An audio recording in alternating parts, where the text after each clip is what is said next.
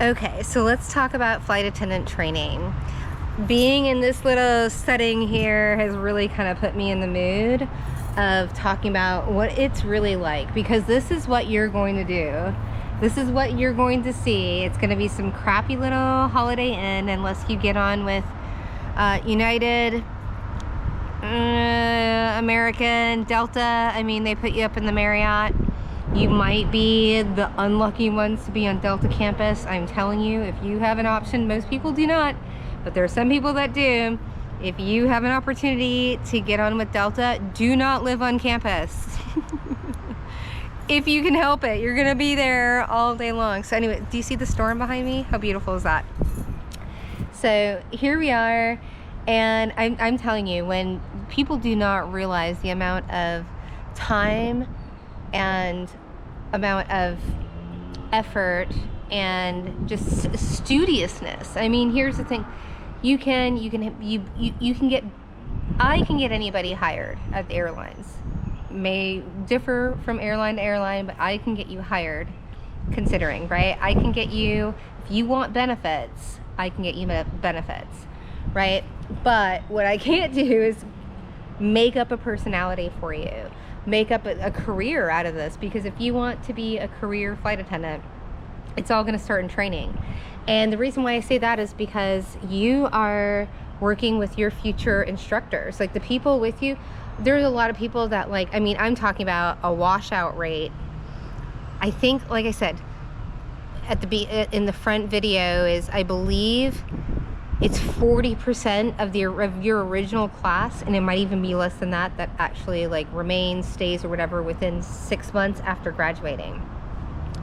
But there are a few that do. There are a few that become instructors. There are a few that become like hiring agents. There are a few that become just lifelongers or crash pad owners, or they quit and they become a different, whatever it is, right? There are so many people from so many different walks of life.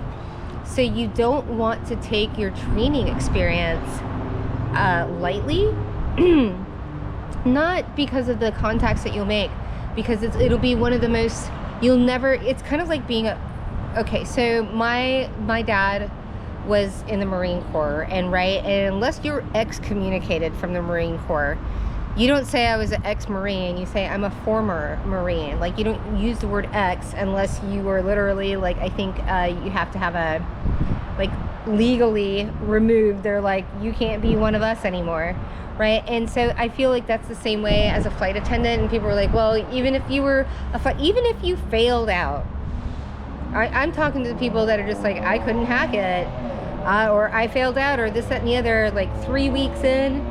You know what? That's okay. It wasn't for you. And I'm not saying that in a pretentious way. People think this is the most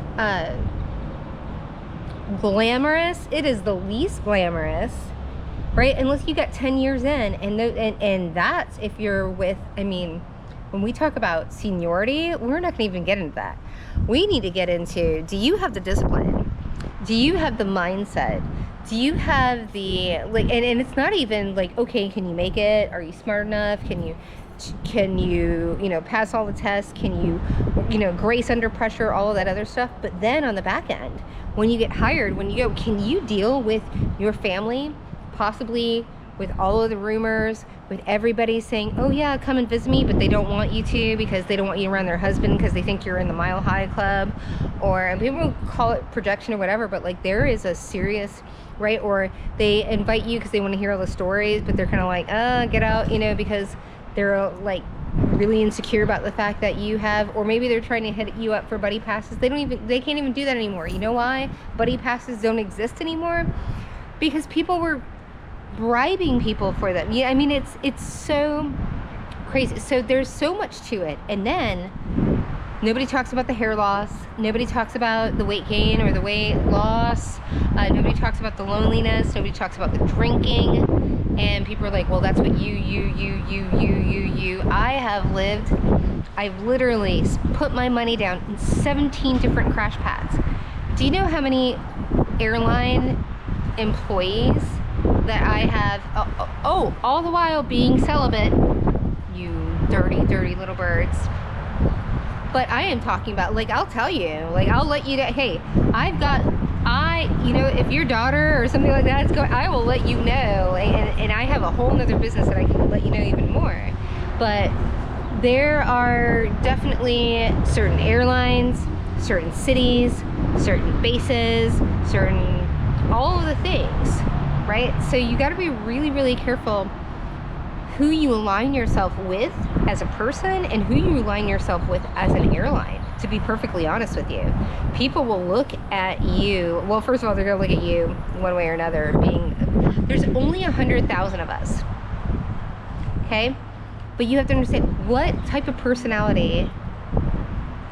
So it's herding cats. It's kind of like real estate agents, but real estate agents at least have to make money. Flight attendants and people that are willing to be flight attendants for long, they're willing, they've got their back against the wall. They're running from something. There's you know, they're the black sheep of the family. There's always something. I have never met a well-adjusted flight attendant unless they had been a flight attendant for a while and adjusted themselves while they were flying. Flying attracts people that are just like, I gotta escape. And I would be fascinated to see the zodiac signs, because do you know, like, by a landfall, I'm saying a landfall or a windfall, or I'm butchering the term, but the amount of serial killers that are mutable zodiac signs. People think that zodiacs don't matter. I am talking about, I think it's like 25 to 1. It's crazy. Saggies, Jammies, what's the other one? Aquarius is fixed. It's all of the mutables. And Virgo and Pisces. Serial killers. Zodiacs. Like 75%. I know I'm throwing all the, again, go do your homework, due diligence. Evie Pomperis, she's one of my, like, celebrity hot girl Sapio crushes.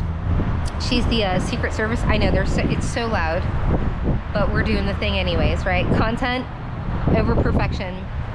But if you go check her out, she actually, that's where I got the actual, because she's a profiler. She's a criminal, FBI, CIA, all the things. And everybody that, like, the serious, like, rears all fall under 4 different zodiac signs, with Virgo, oh, that's it, Virgo being the top. Why? Does anybody know who Virgo is in the tarot? Because tarot is just archetypes. And if you gamble, if you're so anti-tarot, well, then put your cards down, because your cards are the original tarot cards.